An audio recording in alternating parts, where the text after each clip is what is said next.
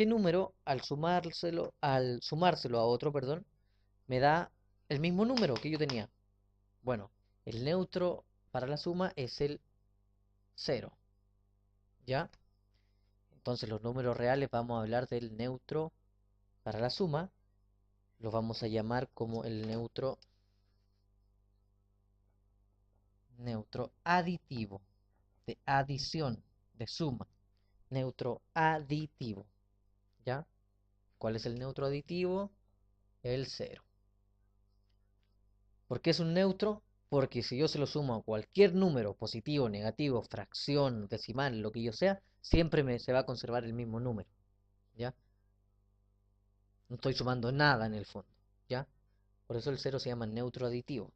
Y bueno, para el caso de la multiplicación tiene que ser similar el procedimiento. Si yo tengo un número, ¿por cuál lo multiplico para que siga quedando el mismo número? ¿Por qué tendría que multiplicar?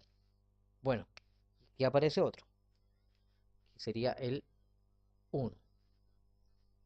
Ah, cualquier cosa que yo multiplique por uno, sea muy grande, muy pequeño, un decimal, una fracción, lo que a mí se me ocurra, siempre voy a conservar el mismo número, ¿ya? Por lo tanto, al uno, voy a cruzarme un poco acá, al uno le vamos a llamar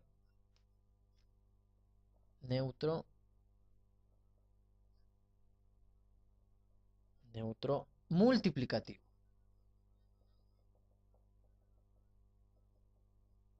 ¿ya? Ay, espero no haberme cruzado mucho por la pantalla. Neutro multiplicativo. Entonces tenemos neutro para la adición o para la suma, que se llama neutro aditivo, y neutro para la multiplicación, que se llama neutro multiplicativo. Perfecto.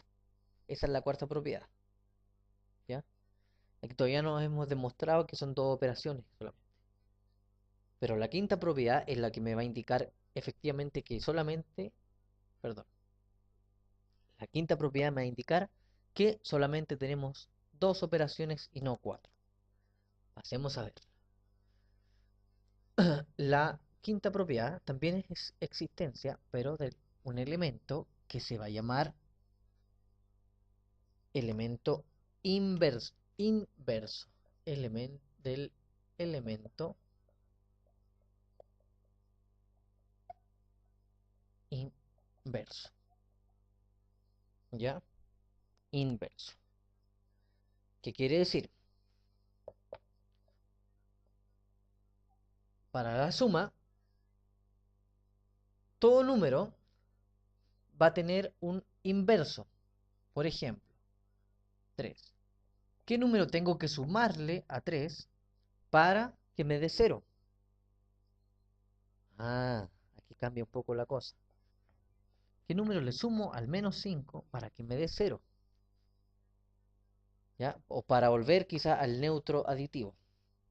Fíjense acá que entonces vamos a hablar del inverso. En el caso de la suma, va a ser el mismo número, pero con el símbolo contrario. Fíjense que acá tengo 3 positivo, por lo tanto tengo que sumarle menos 3 para que me dé cero.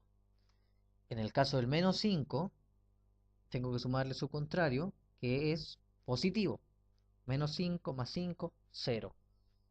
¿Ya? Y de aquí, bueno, después se hablaba de la famosa resta. Porque yo estoy sumando contrarios. ¿Ya? Sumando contrarios. Por eso me da cero. Por eso resto. Como son contrarios, se cancelan. ¿Ya? Y de ahí sale la famosa resta. Pero en principio es solamente suma de contrarios. Les pongo un ejemplo que ustedes siempre hacían con, hicieron cuando chicos quizá. Por ejemplo, 4 menos 3. Ahí yo digo que estoy restando. Pero en realidad yo no estoy restando. Yo estoy acá al 4 sumándole el inverso aditivo del 3. Estoy sumando el inverso aditivo del 3. ¿Ya? Por lo tanto, todos los números, todos los números, a excepción de uno, tienen inverso aditivo. Entonces, todos tienen inverso. ¿Y cómo se va a llamar? Si es para la suma, aditivo, así como el neutro aditivo. Menos un número. ¿Qué número va a ser ese? Menos el cero o el neutro aditivo. El cero o neutro aditivo no tiene inverso, porque no hay ningún número. O sea, hay uno.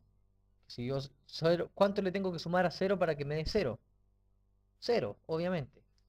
O sea, estoy diciendo que el elemento inverso de cero sería a sí mismo. No puede ser, porque tiene que ser el símbolo, el elemento con símbolo contrario. ¿Ya? Entonces, todos tienen inverso aditivo menos el cero. ¿Por qué? Acá lo escribí para no, voy a escribir de nuevo para no enredarlos. Porque dije que tiene que ser con símbolo contrario. Por ejemplo, si teníamos 3, tengo que sumarle su contrario. Me da 0. Pero el 0 no tiene signo. Entonces, si yo le sumo 0, que tampoco tiene signo, no puedo decir que es su contrario. Pero eso me va a dar 0. 0 más 0 es 0. Pero, para efectos prácticos, nosotros vamos a decir que el 0 no tiene inverso. Simple. Se acabó. ¿Ya? Y de ahí sale entonces la resta. Por lo tanto, la resta es solamente sumarle a un número el inverso de otro, el inverso aditivo de otro, o del mismo. Vamos entonces para la multiplicación. Así como yo tenía que acá sumar para que me diera 0, acá yo necesito multiplicar por un número para que me dé 1. 5 por cuánto me va a dar 1. Ah, yo digo 5 por 1. No, 5 por 1 me da 5. Entonces ahí tenemos que recurrir a lo que son las fracciones. Hay que acordarse de las fracciones. ¿Por qué? ¿Por qué digo eso? Porque yo el 5 lo voy a escribir como una fracción. Y la fracción contraria es 1 partido por 5. Si yo multiplico fracciones, estoy multiplicando hacia el lado. Fíjense acá, voy a hacerlo hacia este lado porque tengo más espacio. Voy a multiplicar hacia el lado, ¿cierto? Y digo 5 por 1, 5. Y abajo, 1 por 5, 5. Pero 5 partido por 5 como fracción es lo mismo que decir 1. Y allá llego al 1 que está acá. Por lo tanto, fíjense, fíjense, y quiero que entiendan la siguiente idea. Para la multiplicación, si yo tengo el 5, lo voy a multiplicar por su inverso.